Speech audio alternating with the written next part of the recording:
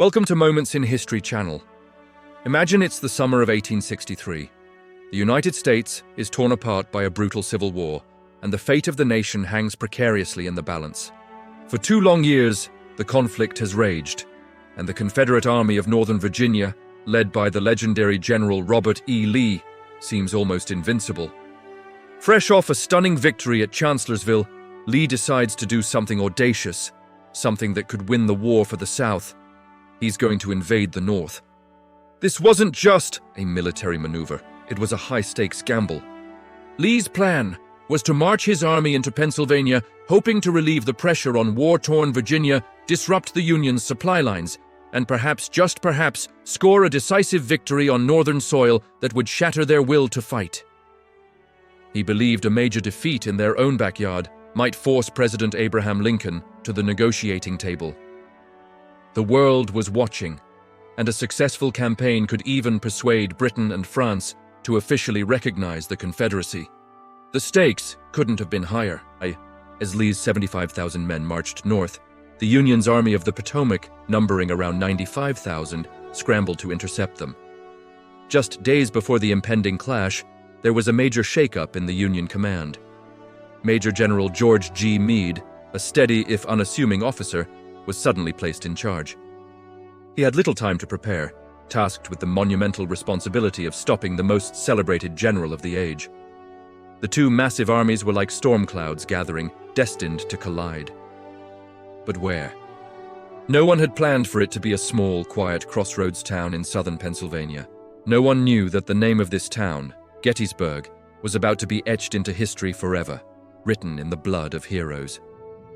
The first day of battle, July 1st, began almost by accident. A Confederate division, searching for supplies, legend says they were looking for shoes, stumbled upon Union cavalry just outside Gettysburg. What started as a minor skirmish quickly spiraled out of control. Like a magnet, the fighting drew in more and more troops from both sides. Throughout the day, fierce combat raged on the fields and ridges west and north of the town. Initially, the Union forces, though outnumbered, fought with incredible tenacity. The Iron Brigade, a famous unit from the Midwest, stood its ground with legendary courage, but the sheer weight of the Confederate numbers was overwhelming. By late afternoon, the Union lines collapsed, and the soldiers were forced into a desperate retreat through the streets of Gettysburg itself. It looked like a disaster for the Union, but as they fell back, they regrouped on a series of hills and ridges just south of town. Culp's Hill, Cemetery Hill, and a long fishhook-shaped line that ran down Seminary Ridge. This high ground was a natural fortress. As the sun set on the first day, the battle had been a Confederate victory in tactical terms, but the Union Army now held a superb defensive position. General Lee arrived on the scene and saw the opportunity, but also the challenge. He knew he had to dislodge the Union Army from those heights, and he had to do it quickly.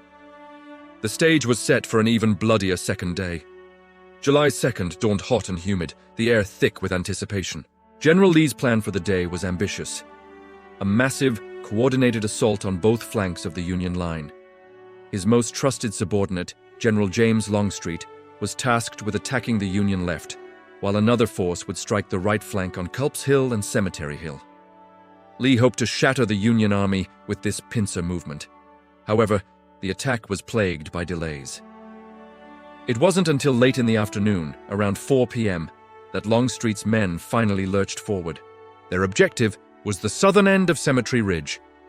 But a critical error by a Union general, Daniel Sickles, had changed the entire battlefield. Against orders, Sickles had moved his entire corps forward from the main defensive line, creating a vulnerable salient in an area known as the Peach Orchard and the Wheat Field. What followed was some of the most savage and chaotic fighting of the entire war. Regiments clashed in hand-to-hand combat, lines surged back and forth, and the fields were littered with the fallen. The fighting was desperate, a brutal whirlwind of fire and steel. At the very end of the Union line was a rocky, wooded hill called Little Round Top. Crucially, it had been left undefended. If the Confederates could seize this hill, they could place their artillery there and rain fire down upon the entire Union position, unraveling their line. Just as Confederate troops from Alabama began scrambling up its slopes, A Union officer spotted the danger. He frantically redirected troops to defend the hill. Colonel Joshua Chamberlain and the 20th Maine were rushed to the summit. For over an hour, they repelled wave after wave of determined Confederate attacks. Out of ammunition, exhausted, and facing another assault, Chamberlain made a split-second decision that would become legendary. He ordered his men to fix bayonets and charge. The downhill bayonet charge, a move of sheer desperation, shocked the attacking Confederates, who were just as exhausted. They broke and retreated. Little Round Top was saved, and with it, perhaps, the entire Union Army. Simultaneously, on the other end of the line, fierce fighting raged for Culp's Hill and Cemetery Hill, but the Union defenders held their ground, repelling the Confederate assaults in the growing darkness. By the end of the day, both armies were battered and broken. The fields were a landscape of horror, but the Union line, though severely bruised, had not broken. Lee's grand plan had failed, yet he was not ready to admit defeat. He would make one more roll of the dice. July 3rd, the final day. Lee was convinced that Meade had weakened his center to reinforce the flanks during the previous day's fighting. He believed one powerful, concentrated push against the middle of the Union line on Seminary Ridge could break it wide open and win the battle. It was an all-or-nothing gambit, a final, desperate attempt to achieve the victory that had so far eluded him. To lead this monumental assault, he chose a division led by Major General George Pickett, along with 2 other divisions. In total, around 12,500 Confederate soldiers would be tasked with crossing nearly a mile of open, gently sloping fields, all while under the thunderous fire of Union artillery and infantry, dug in behind a low stone wall. Around 1 p.m., the Confederates opened up with a massive artillery bombardment, perhaps the largest of the war. Over 150 cannons roared to life, attempting to soften up the Union defenses. The Union guns answered, and for nearly 2 hours, the valley between the two armies was filled with smoke, thunder, and death. It was a terrifying spectacle, but the Confederate barrage mostly overshot its target, doing little damage to the Union infantry waiting on the ridge. Then, around 3 p.m., the cannons fell silent. An eerie quiet settled over the field. From the woods of Seminary Ridge, the Confederate infantry emerged. In a magnificent, almost parade ground formation, they began their long, fateful march across the open ground.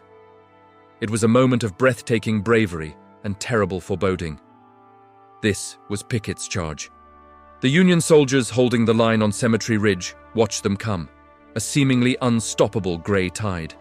They held their fire, waiting.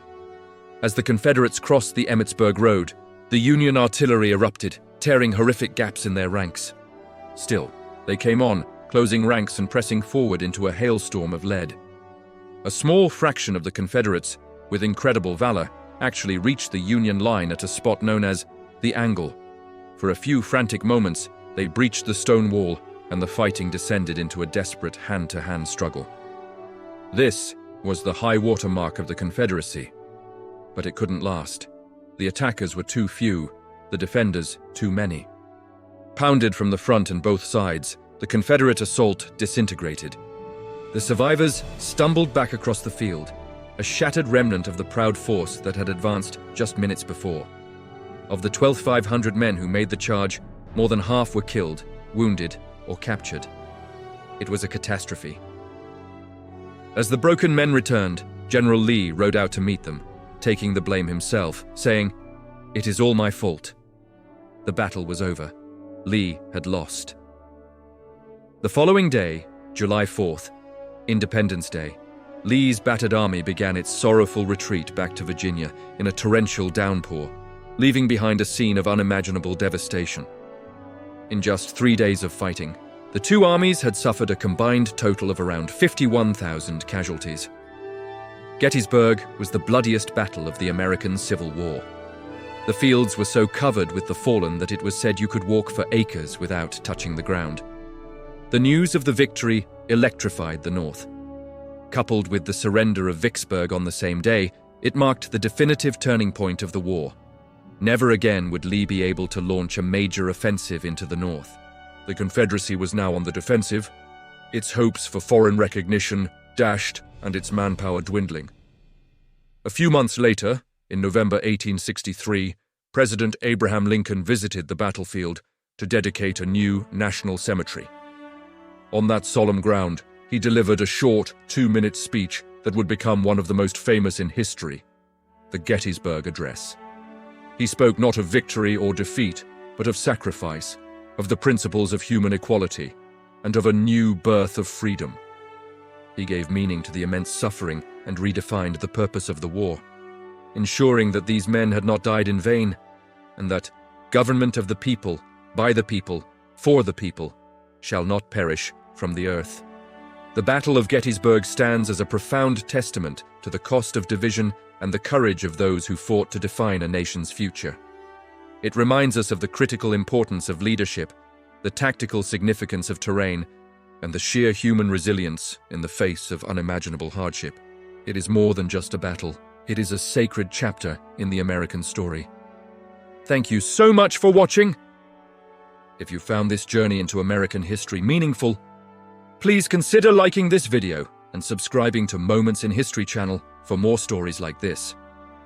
We'll see you next time.